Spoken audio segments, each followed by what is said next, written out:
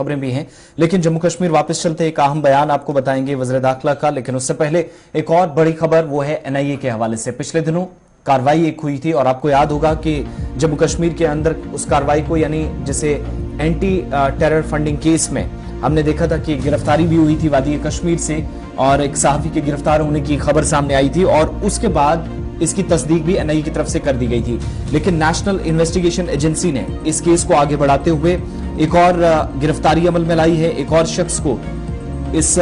Case में गिरफ्तार किया और गैर सरकारी तंजीम दहशतगर्दी की फंडिंग केस में बताया जाता है कि उन्हें गिरफ्तार किया गया है। यानी ये कुल मिलाकर इस केस में अभी तक की दूसरी गिरफ्तारी है। साथ ही साथ ये भी आपको बताएं कि इस केस का जहां तक ताल्लुक है तो अक्टूबर 2020 के अंदर जहां पर अलहदगी पसंद एजेंडे का प्रचार करने या इस तरह के इल्जामात जो थे वो बहुत सारे लोगों पर लगे थे, बहुत सारी तहकीकात चली, एजेंसियों की तरफ से कार्रवाई की गई, मुख्तलिफ बैनुल-अक़वामी जो इदारे थे उनसे फंड्स इकट्ठा करना और जम्मू कश्मीर के अंदर मुल्क या रियासत मुखालिफ काम करने के इल्जामात बहुत सारे लोगों पर लगे। तो उस कार्रवाई को एनआईए की तरफ से वक्ती तौर पर किया जाता रहा। रियासती तहकीकाती एजेंसी भी एनआईए की तर्ज पर काम करती रही, लेकिन इस केस को और आगे बढ़ाया गया है और जो एनआईए की तरफ से पिछले दिनों गिरफ्तारी की गई थी उस केस के सिलसिले में एक और ये गिरफ्तारी हुई है और ये कुल मिलाकर दूसरी गिरफ्तारी है। और ओवरऑल आप देखेंगे तो जहां पर जब सबसे पहले ये कहा गया कि एक सहाफी को गिरफ्तार किया गया और गुज़श्ता 3 दिनों के दौरान इस मामले में ये दूसरी गिरफ्तारी है। पहली गिरफ्तारी 20 मार्च को की गई थी, 21 और 22 तारीख का दिन इसी तरीके से गुजरा। अब 23 तारीख से पहले एक और गिरफ्तारी हुई है। साथ ही साथ एनआईए की तरफ से वजाहत करते हुए जो बयान भी दिया गया उसमें भी ये कहा गया कि खुर्रम परवेज जो इंसानी हुकूक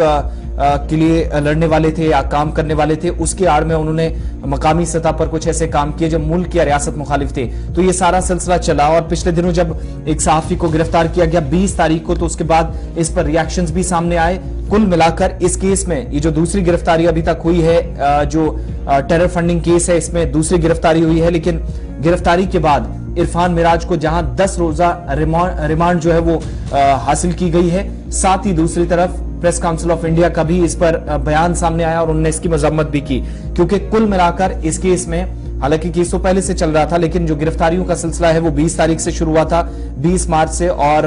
20 मार्च के बाद 21 और 22 को कार्रवाई फिर से हुई। एक और शख्स की गिरफ्तार करने की इतलात मौसूल हुई, मुख्तलिफ तंजीमों के साथ एनजीओ के कामकाज को जोड़कर